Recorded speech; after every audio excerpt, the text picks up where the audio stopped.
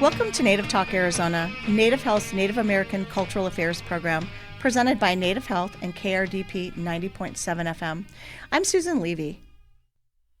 The Phoenix American Indian Science and Engineering Society, or ACES, golf tournament helps to support STEM scholarships and leadership programs. To tell us more about ACES is Jessica Sinagini, a Phoenix ACES Professional Chapter President. Jessica, welcome to Native Talk Arizona. Hi, Susan. Thank you for having me. So before we get started, tell us a little bit about yourself and kind of your journey. Okay, I'll just introduce myself in Navajo. Yat e she Jessica Sinajini Inishia, Twatoni Nishle, Kisani Bashichin, Kabahan Dashache, Bimbitwani Dashanella. And I'm from Tuba City, Arizona, and I'm Navajo and Hopi. So how did you get interested in science, engineering, STEM? Is this something as a child you were interested in? Because since you're involved with ACES, I'm going to assume you're interested in science, engineering, and STEM. Yes. I've been interested in science and engineering and math for as long as I could remember. Growing up, education was something my grandparents instilled in us at an early stage. So it was never a question of if I was going to college, but rather where. And my Pauline never had the opportunity to go to college herself, but she spoke 3 languages. My grandma on my Navajo side, she never spoke English, and she was only fluent in Navajo, and she valued education just as deeply. Every time I come home from a break, my grandma Pauline would ask, "Did you get your paper?" And she meant my degree. That always stayed with me. So as a kid, I naturally gravitated towards math and science, and I spent my summers finding any STEM camp I could get into. My parents supported that completely. They even let me fly to Colorado in 6th grade to attend a science program at the Colorado School of Mines. Oh. From then on, I pursued every opportunity at summer programs at ASU, U of A, UC Irvine, and NAU. In high school, basketball started taking a precedence, and so I had to learn how to time manage early. So one summer, I was able to attend engineering camp at the University of Arizona College of Engineering, and then went straight into a basketball camp the following week. I knew I knew I wanted to be an engineer because I genuinely enjoyed math and science, but I still didn't know what type of discipline I wanted to do. So after high school, I was planning on attending the University of Arizona because of their engineering program, but at the last minute, I chose to go to Mesa Community College so I could continue playing basketball. And that summer, before my sophomore year, I learned I had an internship at a civil engineering firm, and I designed stormwater pollution prevention maps. They're called SWIP maps. And that experience taught me that I didn't want to do civil engineering. It wasn't for me, but it also helped narrow down my path. And after 2 years of basketball, I wanted to continue playing. And so I was recruited by 2 schools. One was Panhandle State and South Dakota School of Mines and Technology. And that decision was based off a degree, too. So I would have to either major in mathematics at the Panhandle State, or I could choose engineering, choose a different type of engineering at South Dakota School of Mines. I visited both schools, and that decision changed my life. I met my advisor, Dr. Carter Kirk. He has a program called Teoshbe, and he helped mentor me and so many other Native American students and played a huge role in my academic journey. He helped me find the right fit in industrial engineering and engineering management, with a minor in occupational health and safety. So for me, the interest in STEM really started with family, curiosity, and opportunity. And it grew into a career that through experience, mentorship, and a lot of hard work. So what'd you end up getting your degree in? My degree is in industrial engineering and engineering management, and I have a minor in occupational health and safety. I also, while in my career, I was able to go get an MBA from Gonzaga. Wow. So go Zags. I know I was waiting for you to say you're a Sun Devil, but I didn't hear that. So I took a little detour. Most of my family went to NAU or ASU. but I was kind of the oddball. All right, so tell me, how did you get involved? Well, first tell me what is ASIS, and then tell me how did you get involved with ASIS? ASIS stands for the American Indian Science and Engineering Society. It's a national nonprofit organization focused on increasing the representation of Indigenous people of North America and the Pacific Islands in science, technology, engineering, math, which is like STEM studies, and careers. The vision of ASIS is for the next 7 generations in Indigenous people to be successful, respected, influential, and contributing members of our vast and ever-changing global community. They were founded in 1977 by the American Indian scientists, engineers, and educators. They noticed like a high dropout rate and low college enrollment and graduation rates of Native Americans compared to other ethnic groups in the U.S. They also saw the underrepresentation of American Indians in science and engineering fields. Native professionals resolved to create an organization that would identify and remove the barriers to academic success. ASIS offers a variety of programs such as finance, academic, professional, and cultural support to all Indigenous people, from like early education to professional career development. And ASIS especially helps prepare students for careers in science, technology, engineering, and math. They also have a few beliefs like the world needs Indigenous cultures, collective perspectives. Indigenous people are America's first scientists. Indigenous people have a unique worldview, and then traditional Indigenous knowledge is science. So if you look back on our history, we were really the first scientists of the world. So a subcategory of them that I talked about is the professional side. So the Phoenix ASIS professional chapter is what I'm a part of as the president. It was formed in 1999, and we are a diverse group of like respected professionals within the technical and business communities, and we are connected through ASIS as like past recipient scholarships, internships, and support of the ASIS mission to promote STEM education and career to Indigenous people.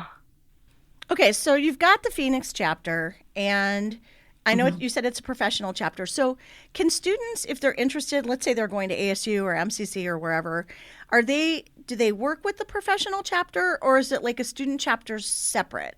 How does that work?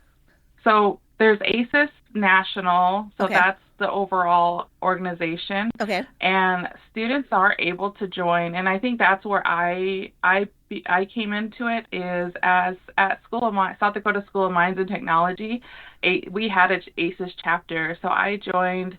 We had like monthly meetings. We attended leadership conferences, the national conference, and that's where I've met like other Native American students. But you are able to join as a student, and I have At the so anyone the national group, right? yes, Okay. at asis.org. Okay. So anyone that's supportive of the ASIS mission is welcome to become a member. For pre-K through 12 and college students, that membership is free. Professional memberships is like $65 annually. If you're retired and want to become a member, it's free. And they also have a Sequoia lifetime membership. So what if you're okay, so the Phoenix chapter, that's the professional one. That's all of you that are professionals in STEM, right? Yes. Okay, and then do you work with any of the like students? Is that something that you all do, or get them interested and kind of mentor them at a local level? Or is that not part of it?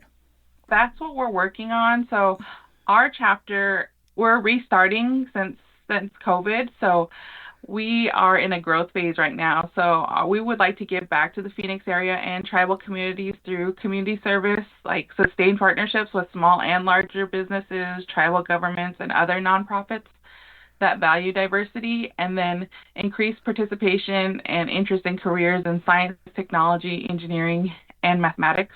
Okay. Promote member success through professional development. We want to support the ASIS organization and their mission, and we overall just want to get, like you said, get out there through the community to help tribal entities that continue to push STEM. So we are in the process of wanting to be out in the community. So if there's opportunities that we can be a part of or help facilitate, we are open to that. Yeah, because I know when we were talking before about this, and I had mentioned to you that we used to host the ACES meetings here. They had like meetings and potlucks here. I don't know if it was like monthly or every few weeks, and they were really well attended. It was definitely before COVID. Um, but Yes. I know that they would come, and then sometimes they would have different programs for students as well and bring them in so they could kind of be mentored or meet some of the local professionals. So maybe at some point you guys will come back to that, or host things here and get the youth kind of involved in seeing what you do. Because I know you were talking about like civil engineering, like you said that wasn't your path when the stormwater, and I guess once, at least when I work with students, I know that they know pretty quickly what they like and they don't like by those experiences, right? Mhm. Yes. Yeah. You find out really quickly, oh, I don't like that. That's not what I want to do. All right. So I know that you have an upcoming golf tournament. And when is it? Yes, we are hosting a golf tournament Saturday, February 21st, 2026 this year in a couple weeks at Papago Golf Course. The proceeds from the golf tournament will go directly towards scholarships and leadership programs for Native American college university students. It's been an annual fundraiser, but like I said, due to COVID, we're restarting it, but we're back. That's what we're trying to get out there. Is You're we're back and we're doing it again. revamping. Yep. We're Yes, and we are looking for sponsors. So we have different levels. We have a turquoise, coral, and onyx sponsors that are available. So along with our breakfast and lunch sponsors. And if you aren't able to sponsor, we'd love to have you enter a team. Foursomes are available to just come out, enjoy the weather, and bring the STEM industry together for a day of fun, networking, and student engagement. So in our current meetings, we do have ASU attend, ASU ACES. I think one thing I did miss was there's ASU National has college chapters. There's about 205 college chapters, and they have from pre-K to 12 affiliates. They have over like 200 high school or elementary schools involved, and then professional chapters. There's 22 professional chapters out there, and then they have 4 tribal chapters as well. That's a lot of STEM people, right? Yes, I found my people. I know you said you've been interested in STEM since you were really little. So in terms of the golf Yes. tournament, I know the weather's like absolutely perfect to golf. And it's going to be at Papago Park in a couple weeks. So there's still room for people to register and come out and play and support scholarships, right? Yes, there is. Okay. I think it sounds like a great thing. And it sounds like you are doing such great jobs. You said you're taking over as president this year, right? Yes, I just became so I'm the current president. We also have our vice president. His name's Urel Duncan.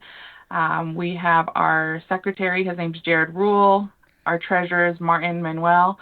And we have a social media chair. Her name's Carrie Lane. But we do have some opportunities available if people are interested. As we revamp our scholarship, we'll have scholarship co-chair opportunities available. Also, like a marketing opportunity as well. So we do have a website. It's called phxaises.com. That's our Phoenix ACES website. There's information there, and we can be reached. I know we don't have a ton of time. I've got a question for you, though. Are you planning on doing more activities and then putting that on the website? Like if you're going to have Yes. meetings or conferences or potlucks or whatever you're doing? Yes. We currently have monthly meetings every third Monday of the month. So our next meeting will be on February 16th. It runs from 6 to 8 p.m. And we do plan on hosting a few meetings at Native Health, maybe in the spring. So follow us on our social media. We post it on Instagram and Facebook and LinkedIn when our meetings are. And then we also have an email list you can subscribe to. But we're open to community outreach, networking, collaborations. we enjoy, like, we went to Topgolf just recently. We meet up. We'll have like a lunch dinner. We went to the driving range at Papago Park. We went to Rolling Hills as a golf outing just to prepare for the golf tournament, and also just a little fun while we network. And then we do host some mixers as well, and networking mixers. So I'm taking, Jessica, since you're like saying Top Golf and golfing, you must be a golfer, right? I try to. My dad's a really big golfer, and I enjoy playing now. Okay. All right. Well, we're pretty much out I'm of time. not good, But you're trying, right? yeah, but I'm trying. Finally, how can our listeners find more information about ACES, the upcoming golf tournament, and how can they contact you? Our website is phxaises.com. For the golf tournament, it's the same website, phoenixaces.com/golf, and check out our social medias with the link in the bio. We can be found our Instagram is the same, phxaces, on Instagram, Facebook, and LinkedIn. And for ACES programs, you can check out the aces.org website and look up by chapters. If you need to find a professional chapter in your area, there's like Acoma, California, other great areas. And then I can be reached at phoenixaces1@gmail.com. Like I said, you can be added to our email list if you go to our website, and at the bottom you can subscribe to be on our email list. Cool. I'm just looking at your Instagram. Really nice. And you guys have a lot of sponsors. So I hope our listeners will check out Phoenix Aces. I hope they'll start getting involved with you all. And I hope this tournament is a huge success and you raise a lot of money for scholarships. So we really appreciate you taking time out of your busy day with all your engineering to tell us a little bit more about ACES. And I'm super glad that you're getting back into it and you're president and you're back at it again. So congratulations. Thank you, Susan. And I look forward to working with Native Health with community outreach, networking, and collaborations. And if there's anybody else out there interested, send us an email, send us a message on Instagram. Coming up next on Native Talk Arizona, Susan Levy talks with Jason Amador, Player Development Specialist for the men's basketball program at Grand Canyon University. Support for KRDP 90.7 FM comes in part from Native Health, with 2 locations in Phoenix, 4041 North Central Avenue, Building C near the corner of Central Avenue and Indian School Road, and at 8800 North 22nd Avenue. Native Health is also located in Mesa at 777 West Southern Avenue near the corner of Southern Avenue and Extension Road. And Native Health provides primary medical services at the new Guadalupe Health Center, 6725 South Priest Drive in Guadalupe. Native Health provides primary medical, dental, behavioral health, WIC, and wellness services for the urban Native American community. For more information, call 602-279-5262 or visit our webpage at nativehealthphoenix.org.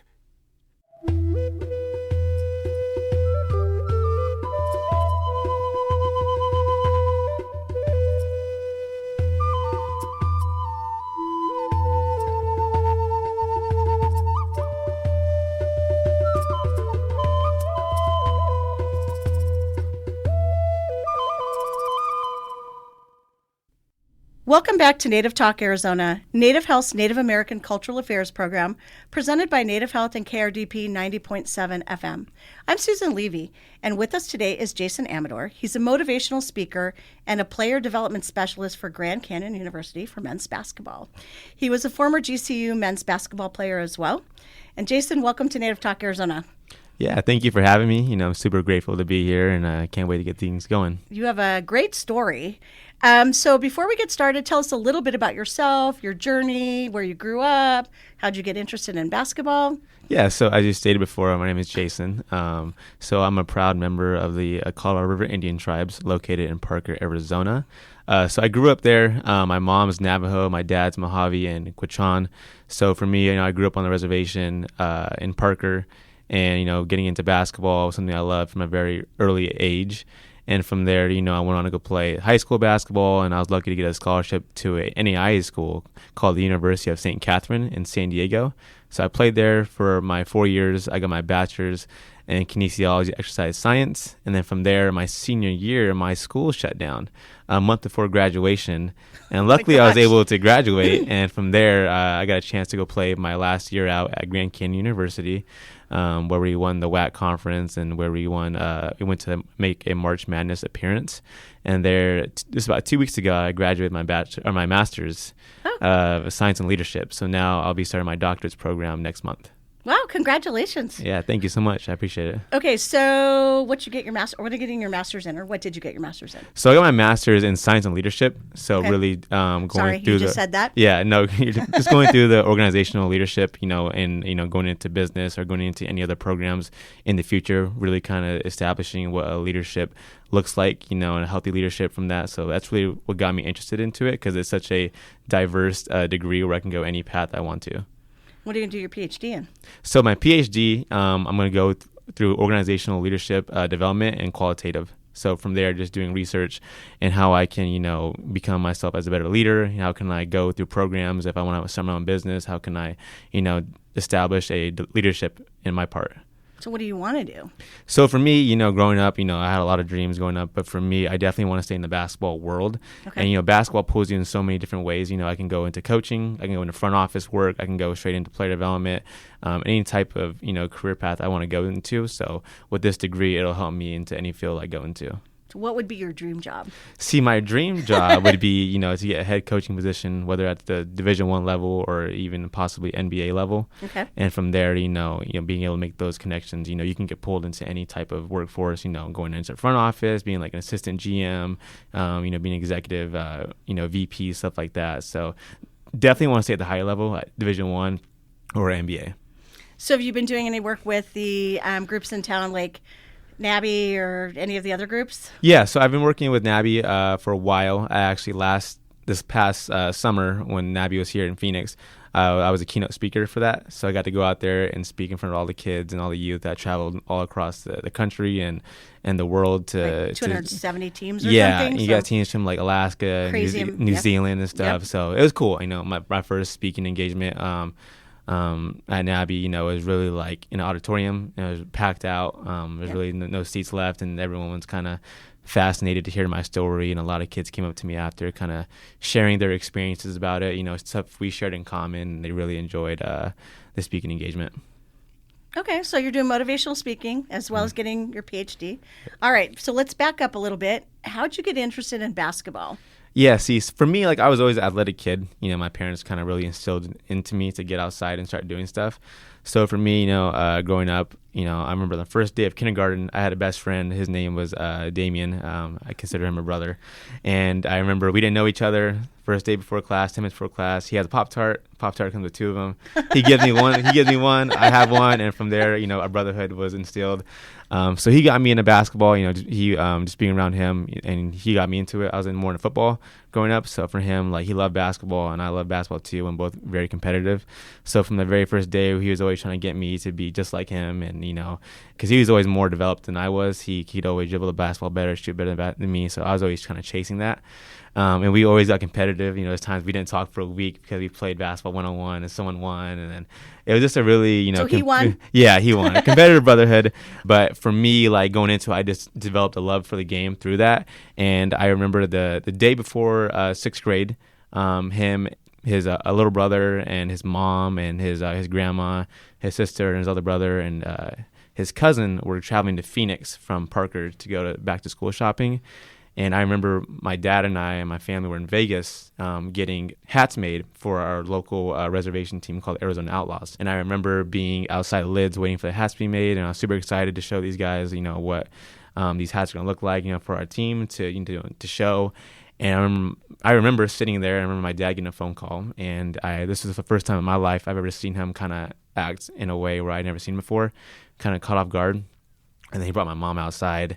And I remember they were talking for a while, and then he brought me outside, and he was like, I don't know how to say this to you, but Damien and his family got in a car accident, and they ended up passing away. And for me, in that moment, you really think the world is sunshines and a rainbow. So from a very young age, I lost my brother the day before sixth grade, and from there I knew I wasn't playing for myself anymore. I was playing for something bigger than myself, and to this day I play for him. And it's always been something for me in the back of my head that, I'm living out my dream, but mostly living out his. I'm sorry.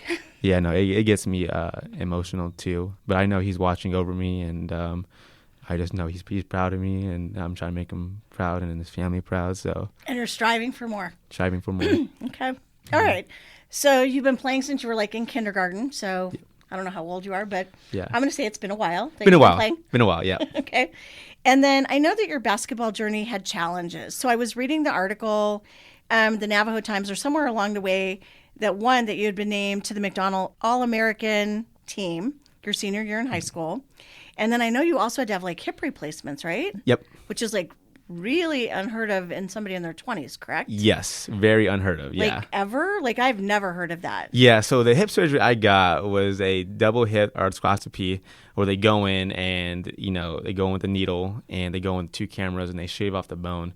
So, like you said, challenges, I've had growing up with basketball. Like, I feel like I've done everything in doubles. I don't know why. Like, I broke both my arms playing basketball at the same time. So, having a cast, I broke multiple fingers. I hear that's also pretty hard. Like, you can't do anything for yourself. Can't do anything for yourself. So, you can only imagine me going to the bathroom, parents having to go through that. So, going through that, multiple, broken fingers, broken arms. I had a double hip surgery.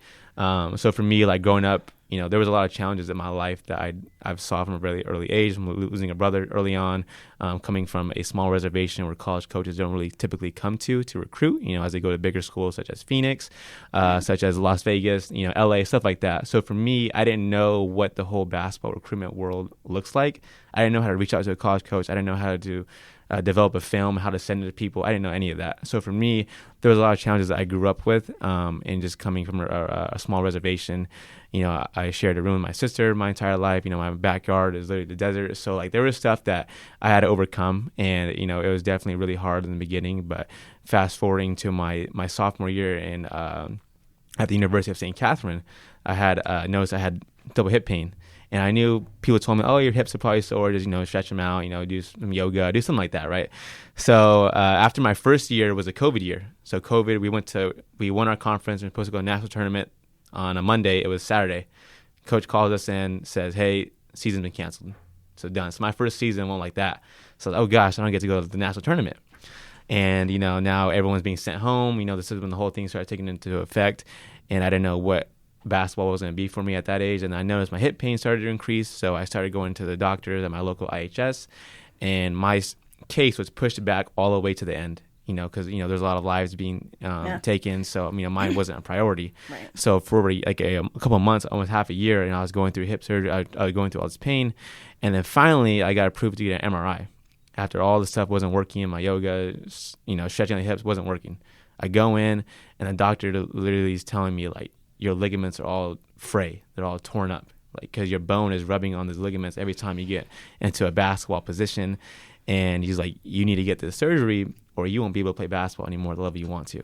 So kind of hearing that from him, I was like, oh gosh, like, my dream of playing basketball is coming to an end. Like I go through with this double hip surgery that no one at my age should get. This is a surgery that older people usually get. So from here, I was like, oh gosh. And I knew, this wasn't all, this is something I couldn't control. So for me, I put it all into God's hands, and luckily I was able to get the surgery and was successful, and now I'm here playing at the level I want to, and yeah, it worked out for the better, but definitely scary. The recovery and the rehab process was strenuous. It was long. You have to go through rehab, right? Yeah, like literally I had to learn how to walk again, put my foot in front of each other. I was literally I was bedridden for like 2 months. I couldn't leave my bed. So imagine waking up when you're 21. Waking up in your bed and not being able to move, just stuck in there and taking all the pain and medication, and trying to go to the bathroom. My shower wasn't like it was at a tub, so you can imagine how to lift my hip up. Having both my parents try to help me, it was a lot. And your broken arms too. Yeah, I know. Yeah, so it was a lot. But you have very wonderful parents. Yeah, no, definitely. I thank them for the world. They're in my corner. All the time, and I thank them for everything. They'll tease me to this day. Be like, hey, remember that one time you did that? I did that. You need to come do this with me. So I'm like, okay. So yeah. All right, so I have okay, and then you were named the McDonald's All-American, which is a big deal. Yeah. So for our listeners that aren't familiar with that, tell us a little bit about that. Yeah, so the McDonald's All-American game is the most prestigious high school game in the country. All these NBA future players, get picked for this game, and usually they pick maybe 1 to 3 players based on the size of the state. I know California is probably get the most amount because there's so many high schools within California. So for Arizona, there was only 3 players picked in the entire state of Arizona. One was Nico Mannion, who got drafted in the last pick of the second round to the Golden State Warriors. Now he's playing overseas in Italy, I believe. A guy named Chol Mariel, who's 7'1", who played for a prep school out here in Phoenix. And then there's me, Jason Amador from Parker High School, a 2A high school in Parker. And for me, my coach really helped out that named Roland Hansen. He actually passed away about 2 years ago. So for me, he really helped me out a lot. He kind of put my name out there, and coaches really fell in love with my game as they were watching my games, and I was able to be picked for that game. So it was awesome. That's pretty awesome. Yeah. Good for you. Congratulations. Thank you. I appreciate that. Interesting journey. All right. In listening to you speak about like what happened in Parker, that you didn't know how to submit a reel and all the other stuff that you need to do you see yourself working with youth in other tribes or up on different reservations and kind of teaching them what they would need to do to move forward in a basketball career? Like, you talked about the motivational speaking. I know I saw that you spoke to some kids up at Navajo. Is that part of what you want to do, is like say, hey, there's some kids over in, I don't know, whether it's Parker or I don't know, San Carlos or wherever, and helping them put together like a reel, and this is what you should be doing. And if you're not getting scouted, which you're probably not, you would need to come here to get scouted and to get people to look at you. Oh yeah, 100%. I really help kids back on my reservation and kids elsewhere. A lot of kids will reach out to me now like, hey, Jason, I don't know how to get recruited. I come from a small reservation just like you. How do I get my name out there? And right. For me, like one of the biggest things I really recommend is kids just getting a film reel of themselves. Doesn't have to be too long. Doesn't have to be 8 minutes, 10 minutes. It literally has to be from 1:30 to probably 2 minutes. That's it. And you really want to show in these films what kind of player you are. Are you a shooter? Are you a 3-level scorer? Are you someone who's defensively grounded, who can play defense? Are you someone who grabs rebound? What kind of player are you in these films? So when I'm now, as I'm a coach, I see film, I see all this stuff, and I realize what my coaches are talking about. They don't want to see an 8-minute film. They want to see, and it's 1:30 and 2 minutes, what kind of player you are, how fierce you play. Do you play to the buzzer's over? Anything like that. So I tell kids all the time, get your 1:30 to 2 minute film.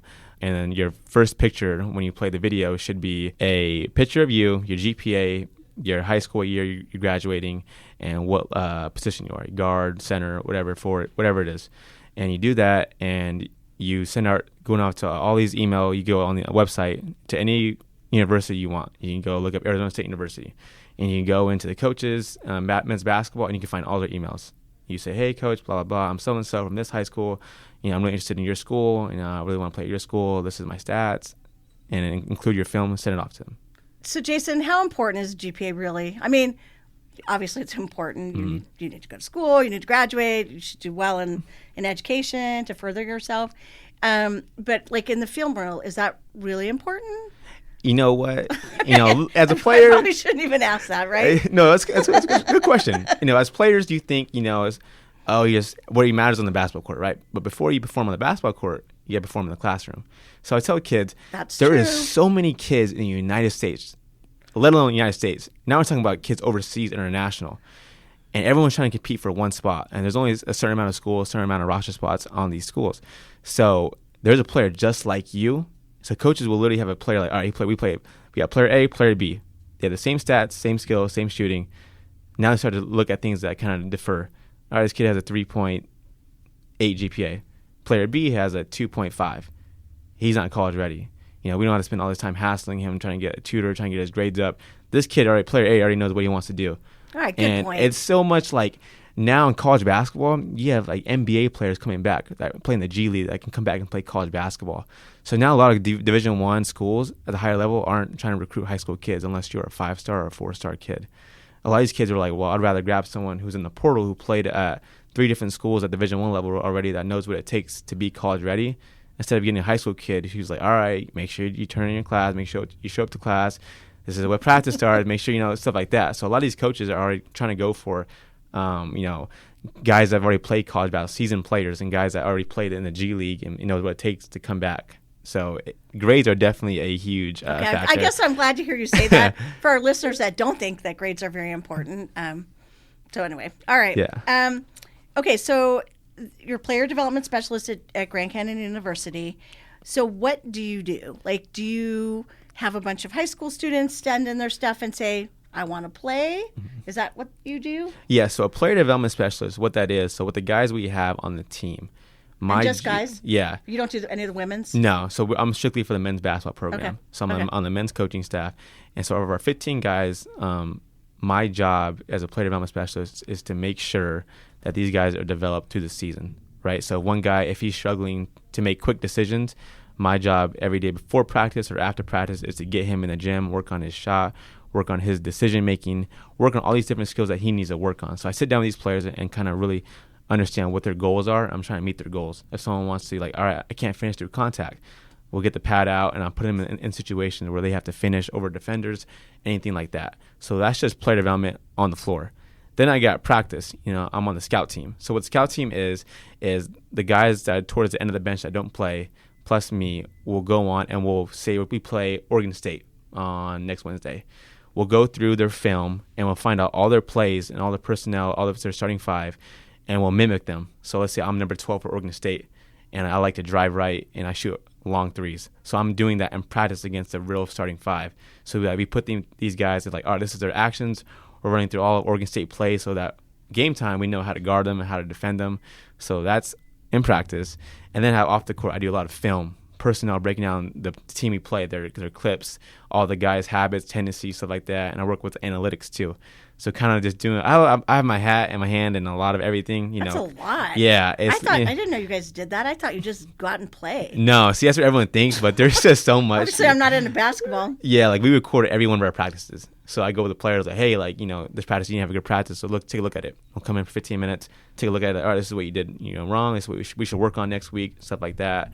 Then you got scout team. Then I got, off the court duties, maybe stuff with equipment, itineraries, food, budgeting, stuff like that. So I would definitely say I'm kind of everywhere in the program. But you love it, obviously. I love it every single day. It's like I can tell you're totally passionate. Yeah, no, I love it every single day. I get to work with a great group of guys, a great coaching staff and a great program. And, for me, I get to go places where I never thought I could go. I get to go play NBA arenas and go meet some incredible NBA coaches, NBA players, GMs everywhere. So it's definitely a blessing.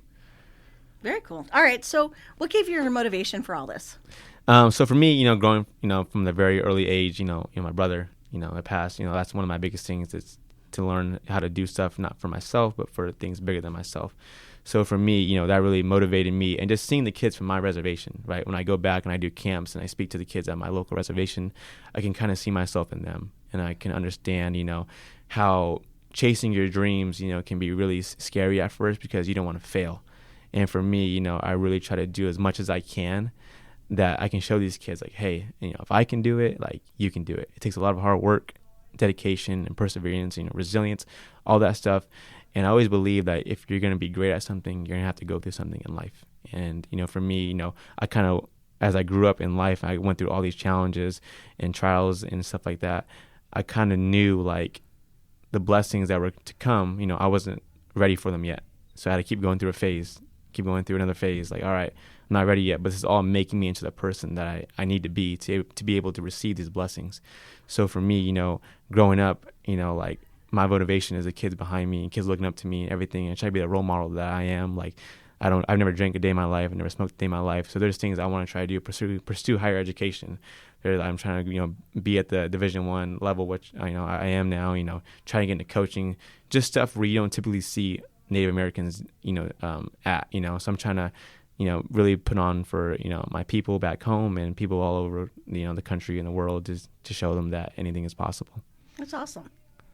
All right. So you started doing this motivational speaking. Do you love it? I love it.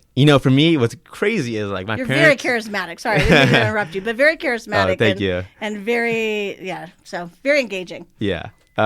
So growing up, shy. Could not hold a conversation.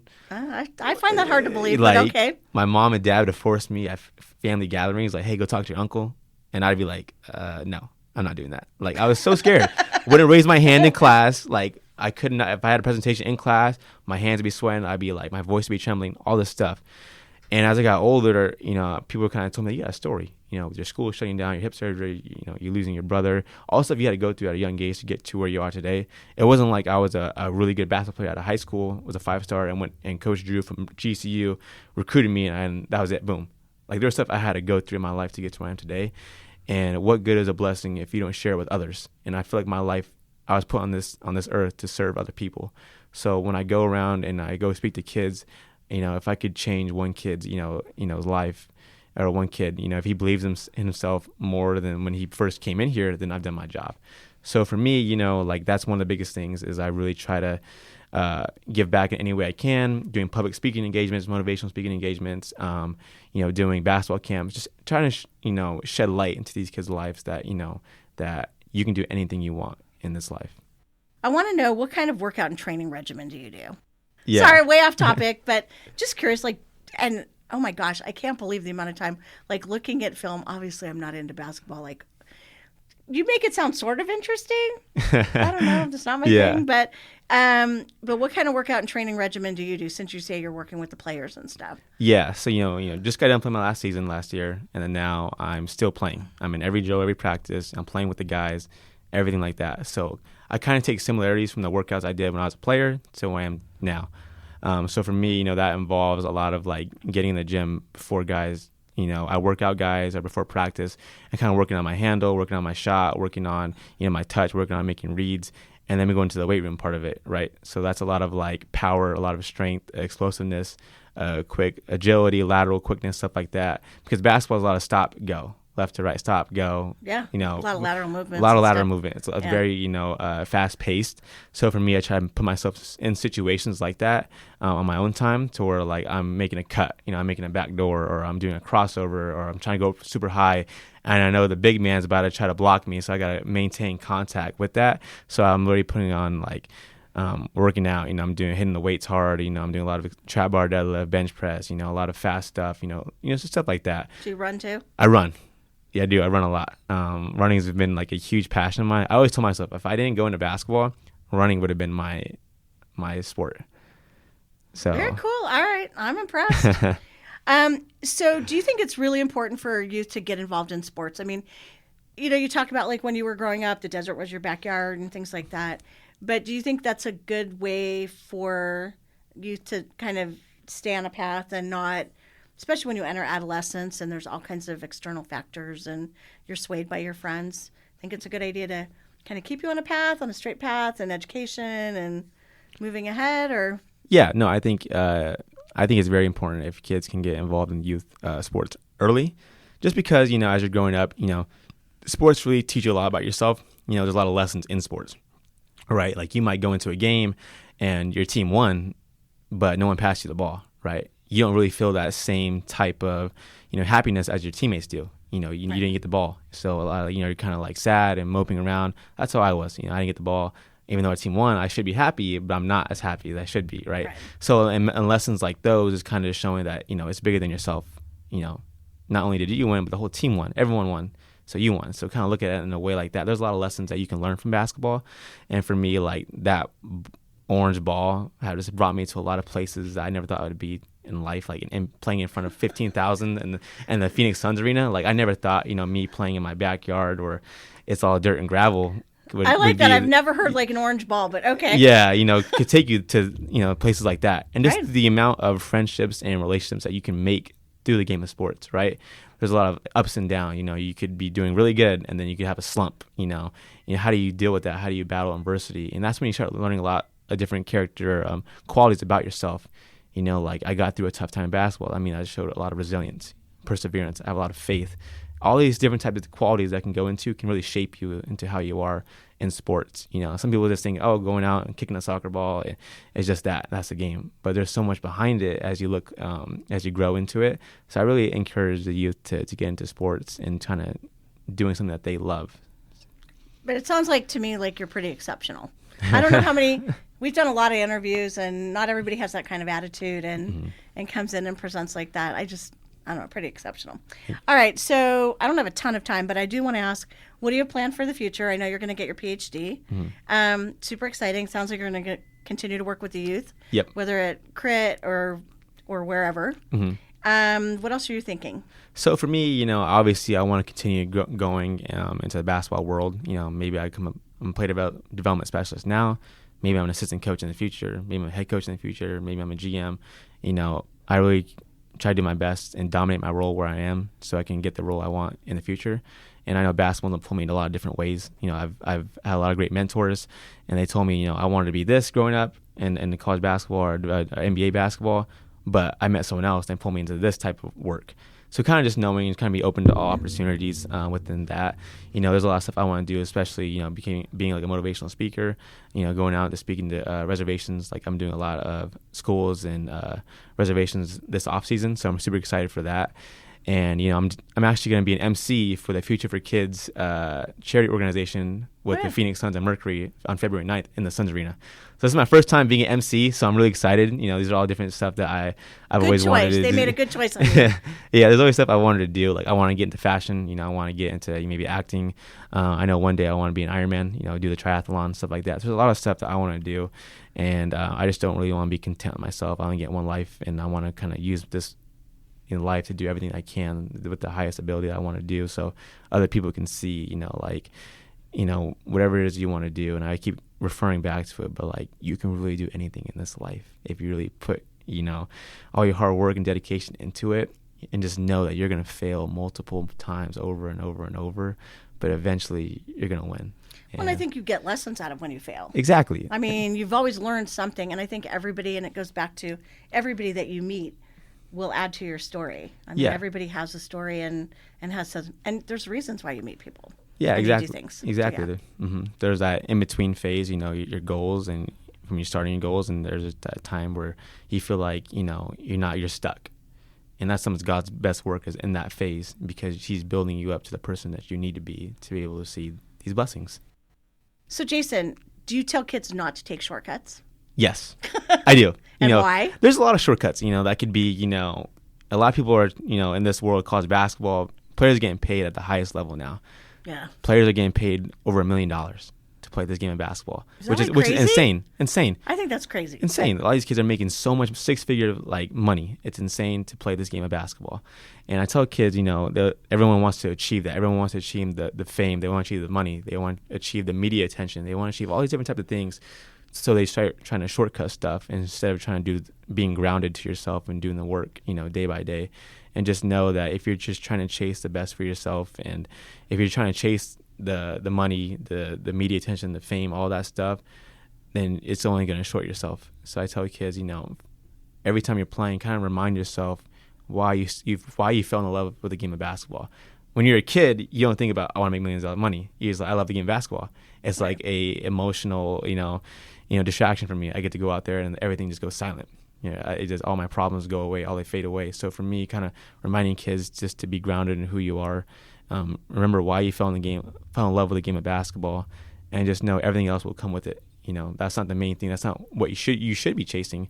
What you should be chasing is what, your goals are. Maybe you want to, be a better, role model for your youth. Maybe you want to play for your sister, your grandma, your family, really want to show them how much love you have for that game, and show that game for them. Like, there's always different types of stuff a lot of players play for. And so I always tell kids, don't do the shortcuts. Don't try to, cheat your way through school or do anything like that. Be grounded and, go through things one day at a time, and you'll see how far you come. Pretty amazing. All right. So we're pretty much out of time, and I went way over. So, because I think you've been very interesting. How can our listeners find more information about your motivational speaking, or maybe they're interested in player development, or they want you to come out and speak, and or whatever? How would they contact you? Yes, so I know social media is a huge platform now. A lot of my parents and, my family is on it now. So I'm on Facebook. You just type in Jason Amador, Amador. Okay. My Instagram is Jason Amador 7. I'm on the Twitter. You can look me up on the GC website. My information will be there. That's where you can kind of find me, and people kind of find me through word of mouth. if I speak at a school, someone liked it in the audience, all right, I'm going to tell my family member, like, hey, reach out to that school. So I'm everywhere. So, if you want to reach out or to me to come out and speak, I would love to, come out there and speak to the youth. So, yeah. All right, and I bet your parents are super, super proud of you. Yeah, they are. They tell me and stuff, but I kind of... And I'm sure they keep you grounded, though, They too. do. They really do. They do a really good job of that. So I just kind of know just to be grounded and just to be humble. I know where I came from. I know it wasn't just overnight. I knew what it took. I knew what it costed, my parents' time, energy, money. They let me know that to this day. I am sure they do. And I keep thinking about 2 broken arms and 2 hip replacements. And I'm sure they did. And I'm sure they did a whole lot for you. Yeah. Whenever I go back home and they're like, Jason, go to the grocery store. I'm like, I want to go home and relax. And they're like, remember that one time I helped you to the bathroom with your broken arms? I'm like, got you. I'll be there. I'll come back in 5 minutes. So, yeah. Well, Jason, it's been a pleasure having you on, and I know the world has great things in store for you. So thanks for coming on Native Talk Arizona. Yeah, thank you guys so much for having me, and I really appreciate it.